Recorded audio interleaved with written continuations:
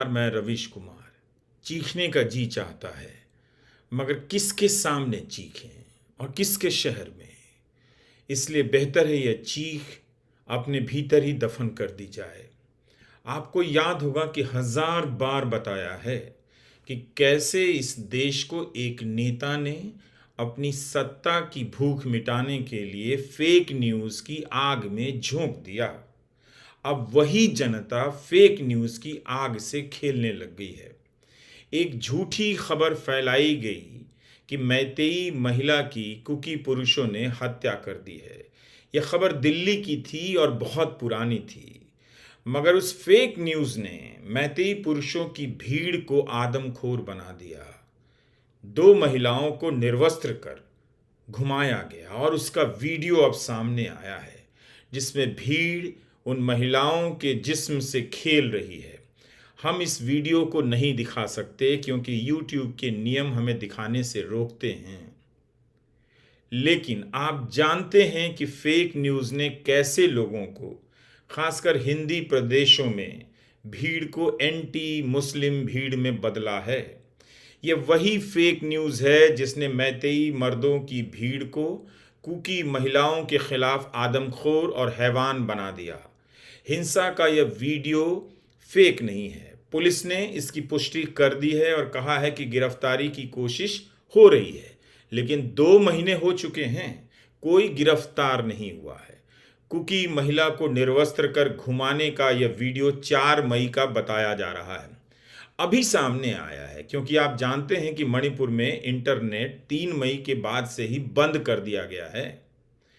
अगर शर्म होती तो कहने की जरूरत नहीं पड़ती कि आपको इस घटना पर शर्म आनी चाहिए। एक नेता को देवता बनाने की सनक ने समाज को भीतर से मुर्दा बना दिया है, वरना समाज के भीतर से ही इस हिंसा के खिलाफ इतनी आवाजें उठती कि किसी को चीखने की जरूरत नहीं महसूस होती। कितनी बार दिल्ली में रहने वाली कुकी महिलाओं ने जंतर मंतर पर आकर सरकार का दरवाज़ा खटखटाया, दिल्ली को पुकारा, मगर सब खामोश रहे।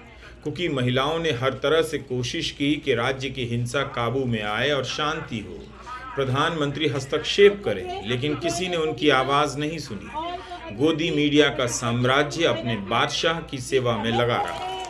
इन लड़कियों की आवाज़ ही देश सुन लेता तो हिंसा का रास्ता खुद से निकाल लेता। चंद पत्रकार और विपक्ष चिल्ला रहा था कि प्रधानमंत्री मणिपुर जाएं, शांति की अपील करें, विपक्ष से बात करें, कोई रास्ता निकालें, वहां के लोगों से बात करें। मगर ऐसे सवालों को इस तरह की रैलियों के कवरेज से ढक दिया गया और देश को बताया गया कि विदेशों में प्रधानमंत्री की लोकप्रियता कितनी बढ़ गई है, जबकि यहाँ जो देख रहे हैं ज़्यादातर भारतीय लोग ही जो विदेशों में रहते हैं इन सभाओं में जुटाए गए हैं। इन्हें जुटाने में कितना पैसा खर्च हुआ, किसका पैसा खर्च हुआ, इसका जवाब कोई नहीं जानता है। और इसका भी जवाब नहीं जानता कि प्रधानमंत्री मोदी पेरिस गए, अमेरिका गए, इजिप्ट गए, लेकिन मणिपुर क्यों नहीं गए। गोदी मीडिया के किसी एंकर ने यह सवाल पूछा हो तो आप ज़रा मेहनत कर बताइए, हम भी जानना चाहते हैं। प्रधानमंत्री का बयान आ गया है, बोलना पड़ गया, मगर जिस तरह से उन्होंने बोला है अच्छा होता ना ही बोलते। आप उनके बयान को ध्यान से सुन लीजिए। मणिपुर कम दिखाई देगा, राजस्थान, छत्तीसगढ़ कांग्रेस की सरकारें ज्यादा सुनाई देंगी और राजनीति का टोन ज्यादा सुनाई देगा। मेरा हृदय पीड़ा से भरा हुआ है, क्रोध से भरा हुआ है। मणिपुर की जो घटना सामने आई है, किसी भी सभ्य समाज के लिए यह शर्मसार करने वाली घटना है। पाप करने वाले, गुनाह करने वाले कितने हैं, कौन है, वो अपनी जगह पे है, लेकिन बेइज्जती पूरे देश की हो रही है। 140 करोड़ देशवासियों को शर्मसार होना पड़ रहा है। मैं सभी मुख्यमंत्रियों से आग्रह करता हूं कि वे अपने राज्य में कानून व्यवस्था को और मजबूत करें, खास करके हमारी माताओं बहनों की रक्षा के लिए कठोर से कठोर कदम उठाएं। घटना चाहे राजस्थान की हो, घटना चाहे छत्तीसगढ़ की हो, घटना चाहे मणिपुर की हो। तो इस बयान में बैलेंसवाद भी आ गया, उनकी राजनीति आ गई। मणिपुर की घटना के साथ साथ राजस्थान और छत्तीसगढ़ भी आ गया, क्योंकि वहां कांग्रेस की सरकार है। तब फिर मध्य प्रदेश भी आ जाता और उत्तराखंड की अंकिता भंडारी का भी जिक्र कर देते। तो इन सब उदाहरणों के साथ प्रधानमंत्री यह भी कहते हैं कि इस घटना को वाद विवाद से ऊपर उठकर देखा जाना चाहिए, मगर खुद नहीं देख पाते हैं। कम से कम प्रधानमंत्री बृजभूषण सिंह का ही नाम ले लेते, जो उनकी ही पार्टी के सांसद हैं, जिनके खिलाफ महिला पहलवानों ने हफ्तों धरना दिया और एक शब्द तक नहीं बोल सके। मणिपुर की घटना पर जब उनसे सवाल किया गया तो भारत के सभी राज्य याद आने लगे, इसलिए कि बृजभूषण सिंह पर अलग से ना बोलना पड़ जाए और मणिपुर पर अलग से उनकी जवाबदेही तय ना हो जाए। उन्हें याद रखना चाहिए कि बृजभूषण सिंह के मामले में भी उनके बोलने का इंतजार आज तक किया जा रहा है। आम आदमी पार्टी ने बीजेपी का नाम बृजभूषण जनता पार्टी रख दिया है। मुख्यमंत्री केजरीवाल से लेकर मुख्यमंत्री भगवंत मान तक ने सबने बयान दिए हैं कि 77 दिनों से प्रधानमंत्री चुप क्यों थे। मणिपुर में जो हुआ है वो राजस्थान और छत्तीसगढ़ में नहीं हुआ है। वहां जो घटना हुई है वो 2 महीने से ज्यादा समय से चली आ रही हिंसा का परिणाम है, जिसे रोकना प्रधानमंत्री की भी जिम्मेदारी थी। यह उस मणिपुर की बात है जहां लोगों की भीड़ थाने लूट ले रही है, थानों से हथियार लूट ले रही है, गांव के गांव जला दे रही है। ऐसी घटनाएं राजस्थान और छत्तीसगढ़ में नहीं हो रही थी। बात मणिपुर की घटना की हो रही थी, मगर प्रधानमंत्री केवल इस घटना पर नहीं बोल सके। बहुत अफसोस की बात है, प्रधानमंत्री ने राजस्थान और छत्तीसगढ़ का जिक्र कर अपने बयान के मेयार को छोटा कर दिया है, रूटीन कर दिया है। मणिपुर के वीडियो हमने आपने पूरे विश्व ने देखे। देश का सर शर्म से तो झुक ही गया। एक एक व्यक्ति की रूह कांप गई। एक आदमी जो अपने आप को विश्व गुरु कहते हुए पूरे विश्व में इठलाता हुआ घूमता है, उसका मुंह 78 दिन तक नहीं खुला, चुप रहा। आज बोले तो 36 सेकंड के लिए बोले मणिपुर पे, और वो भी कब? जब सुप्रीम कोर्ट का नोटिस आ गया, सुप्रीम कोर्ट ने सो मोटो कॉग्निजेंस लिया। इनकी एक मंत्री हैं, अपने आप को नेता मानती हैं, स्मृति ईरानी। कल जब सोशल मीडिया से बहुत उनको ताने मिलने शुरू हुए, तब जाकर रात को उन्होंने एक ट्वीट किया मणिपुर पे, और आज सुबह गलती सुधारने के लिए राजस्थान पे भी ट्वीट कर दिया कि राजस्थान में जो बलात्कार हुआ उसका राष्ट्रीय महिला आयोग ने कॉग्निजेंस लिया। अरे आप क्या कॉग्निजेंस लेंगी? वहां के मुख्यमंत्री, वहां की सरकार गिरफ्तार कर चुकी है आपके अखिल भारतीय विद्यार्थी परिषद के तीनों कार्यकर्ताओं को। वो धर्मपाल हो, वो समंदर हो, वो भट्टम सिंह हो, तीनों को गिरफ्तार कर चुकी हैं जिन्होंने ये बलात्कार किया था। तो आप बैठे रहिए। प्रधानमंत्री जी जबान चलाने से देश नहीं चला करते हैं। देश चलाने के लिए, देश का नेता बनने के लिए दिल होना चाहिए, और दिल में देश के लिए एक जगह होनी चाहिए। वो दिल देश के लिए धड़कना चाहिए। माफ कीजिएगा, आपका दिल इस देश के लिए नहीं धड़कता।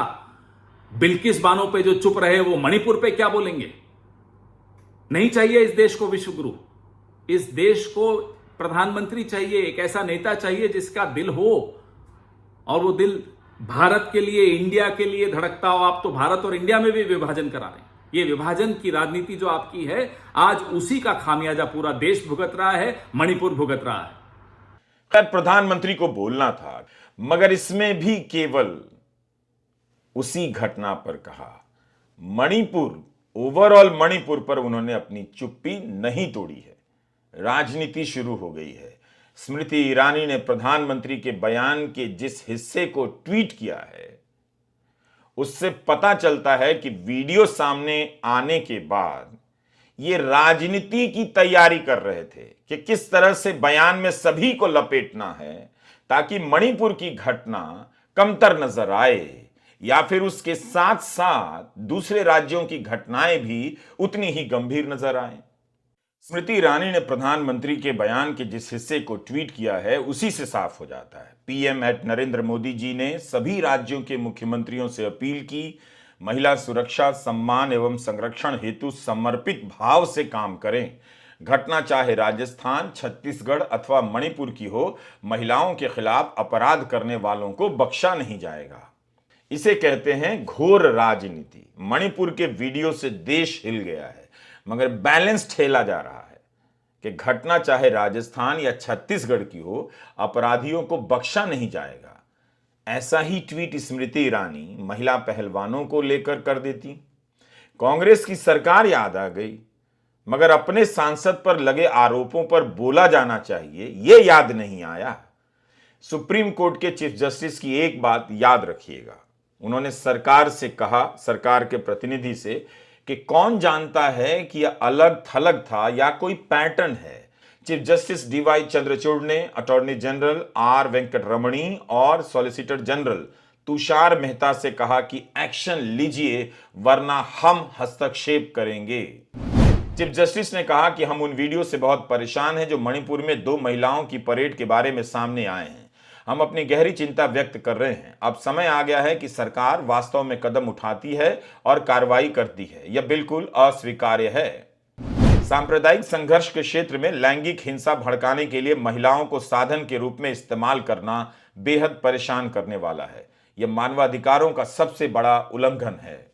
चीफ जस्टिस ने कहा कि हम सरकार को कार्रवाई करने के लिए थोड़ा समय देंगे, अन्यथा हम हस्तक्षेप करेंगे।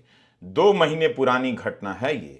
जब हाहाकार मचा तब जाकर पहली गिरफ्तारी हुई है।